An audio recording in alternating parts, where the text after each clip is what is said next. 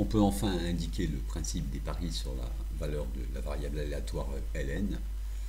Alors, cette situation ici vaut dès que k dépasse 2, ce qui donne ici le nombre x1.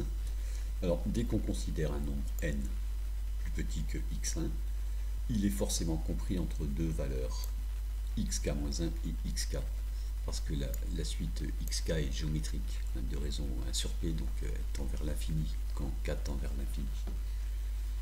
Et à ce moment-là, pour toute n entre ces deux valeurs, ici, on a p de ln égale k qui dépasse np. Alors, on sait bien que c'est à cette approximation près. Enfin, ça, c'est ce qu'on peut démontrer. En fait, on a bien mieux que ça, mais on peut démontrer ça, et il suffit de prendre k assez grand pour être vraiment certain qu'on est au-dessus de np, à un epsilon près. Alors, dernière question qui subsiste ici, si on a un entier petit n, il faut savoir quand même trouver le bon cas qui permet de parier ln égale k. Alors ça va être facile, c'est un calcul avec... Pour un entier n donné, on cherche k vérifiant cet encadrement ici. Alors on a ces valeurs, on ne va pas s'attarder sur ce calcul pas très intéressant, donc on recopie cette double inéquation ici. On multiplie par p puissance k fois 1 moins p. On a une suite d'équivalence ici. Puis, on écrit simplement que p puissance k moins 1, c'est ceci. Pareil pour p puissance k en dessous. Ensuite, on prend les logarithmes.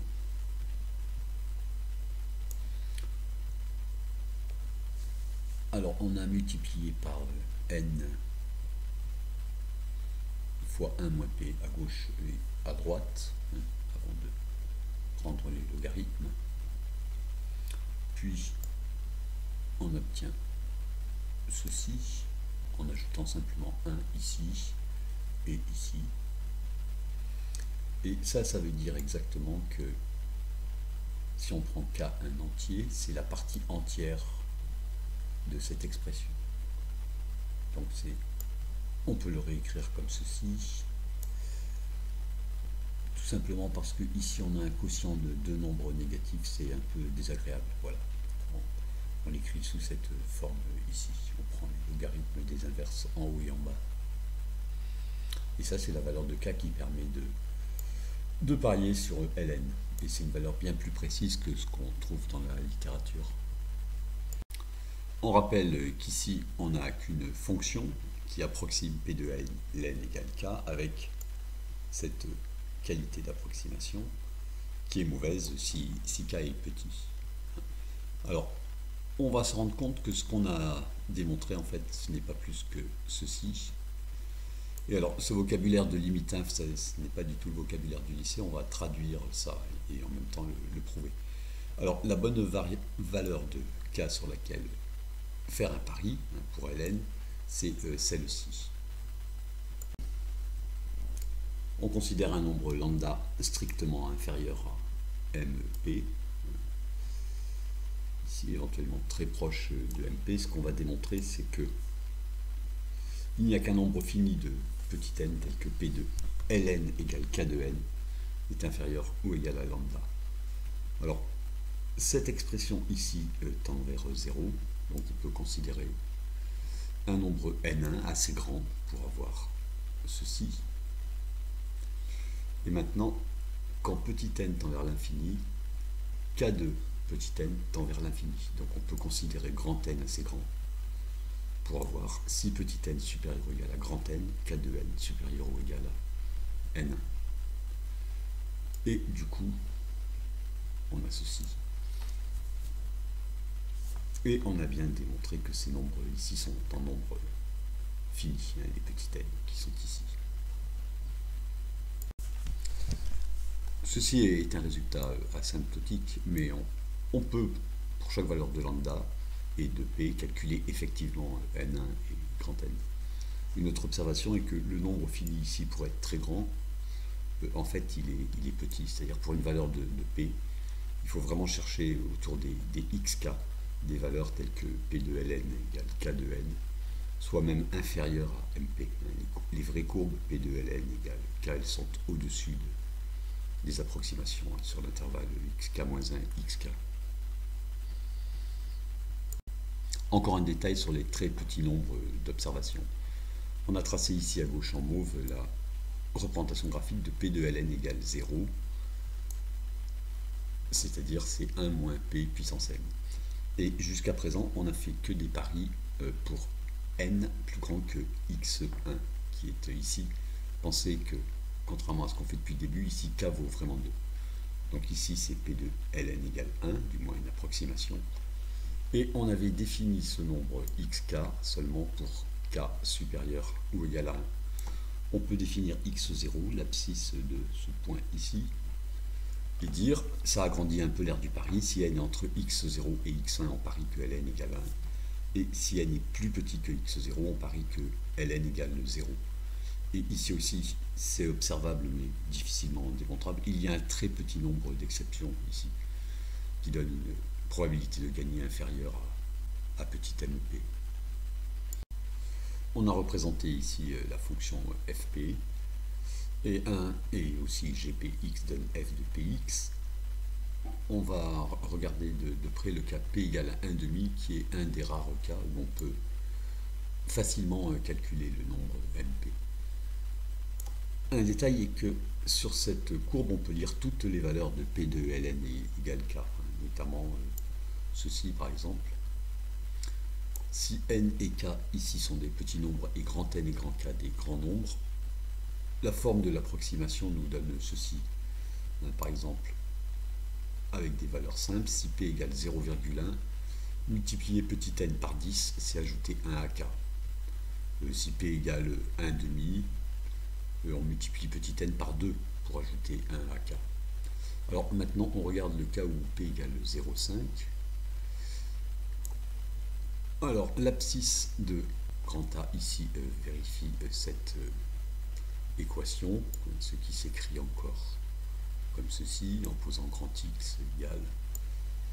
On met grand X en facteur ici, on a des équivalences, puis il y a une racine évidente, qui est grand X égale 1, et grand X il est entre 0 et 1, donc ici le trinôme n'a qu'une bonne solution, qui est celle-ci. Et finalement, m1,5 qui se simplifie en x0 moins x0 au carré, s'écrit comme ça, et finalement comme ceci. Voilà, la valeur approchée de ça, c'est 0,236 ici. Alors, c'est possible aussi, il est possible de calculer aussi si p vaut 1 tiers, bon, ça donne des expressions plus compliquées, ou si p égale 1 quart, dans les autres cas, je ne sais pas du tout. Un détail est que dans le bout de fil précédent, on voit cette relation. Les R ici n'ont rien à voir. Ce qu'il fallait lire, c'était ceci. Cette notation-là n'interviendra que plus tard. C'était vraiment une erreur idiote. Pour les autres valeurs de P, on va seulement visualiser MP. Alors, pour ce faire, on a tracé la droite d'équation X égale P, qui coupe ce segment ici en B. Donc, les coordonnées de B sont celles-ci. Et on fera afficher la trace de B et varier la valeur de P ici. Pour le même prix, on donnera les probabilités maximum de gagner un pari sur Ln. Donc on avait déjà calculé l'abscisse ici du point C, qui donne le maximum de cette fonction, c'était ce nombre. Donc on affichera le point C et surtout le point D, l'intersection de ce segment avec la droite x égale P. Voilà, l'ordonnée de D, ce sera la probabilité maximum de gagner un pari. Un détail anecdotique est que quand P vaut 0,5, ici ce maximum vaut exactement un quart. Le point D ici, dont on va afficher la trace quand P varie, a bien sûr ses coordonnées. Et bien sûr, avant de faire bouger petit p, on va changer d'échelle. Au départ, ici, p vaut 0,5. Alors, quand on prend des valeurs de p plus grandes, on a des valeurs des probabilités de gagner le pari qui sont faibles, et On n'a pas beaucoup étudié ça, on se limite parfois même à P inférieur à 0,5 pour certaines majorations. L'intéressant c'est ici. Voilà. Alors, ça s'arrête à P égale 0,03 parce qu'ensuite ça risque d'exploser. Voilà ce qu'on obtient. Ici les probabilités maximum de gagner et ici les probabilités minimum de gagner un pari sur Ln. Et un dernier détail est que ces probabilités qu'on lit ici sont les plus petites de toutes les probabilités qu'on croisera dans la prochaine vidéo. Un calcul simple montre que la limite ici est 1, quand P tend vers 0, avec ces deux expressions. Et ici la limite semble être 0,5, je ne sais plus trop comment on le démontre. En tout cas, on ne pouvait pas avoir MP qui dépasse 0,5, parce que quand n est très proche d'un xk, on a P de ln égale k et P de ln égale k plus 1 qui toutes les deux valent à peu près MP. Donc MP ne va pas dépasser 0,5. On le remontre à l'autre échelle.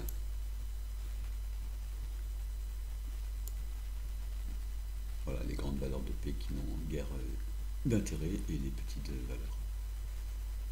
Voilà, on a seulement... Alors, le point A n'apparaît qu'ici. Donc on a juste regardé les points B et D. Ici P va jusqu'à 0,01. Un dernier détail est qu'ici on a une probabilité maximum, mais que quand P est assez petit, on a de grandes plages pour petit n permettant d'avoir des probabilités importantes de gagner le pari. On lit toutes les probabilités sur la courbe qui est en